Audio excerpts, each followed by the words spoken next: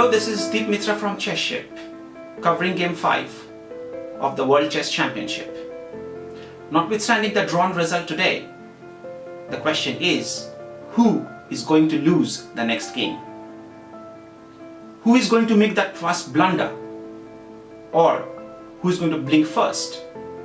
Or who is going to find that amazing finish?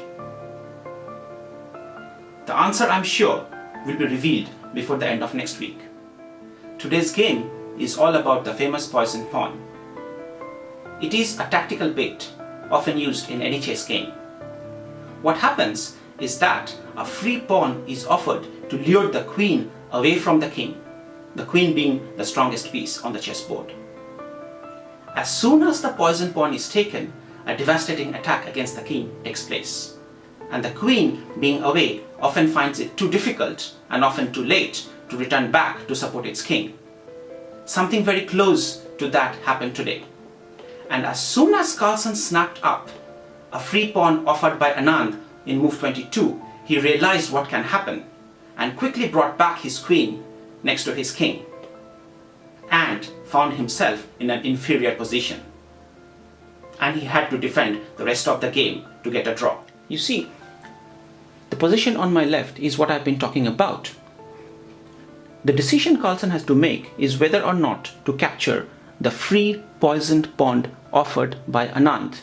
And you see, Carlsen's queen over here is well placed to capture that unprotected poisoned pawn, and that's exactly what he did. You see right up here, Carlsen did end up capturing Anand's poisoned pawn, but a few moves later, this is where Carlsen finds himself. You see, after the exchange of queens, Anand's rook had infiltrated deep into Carlsen's territory, and Carlsen's king's castle has been disturbed, and there is a wide gaping hole right up here which can be exploited by Anand's rook, which is a very, very powerful piece in the chessboard. And look at Carlsen's knight. This is the knight right at the corner of the board, which is a dead knight. It cannot come over here, it cannot come over here, it cannot come over here, and it also cannot come over here because of Anand's all-powerful bishop protecting all those vital squares.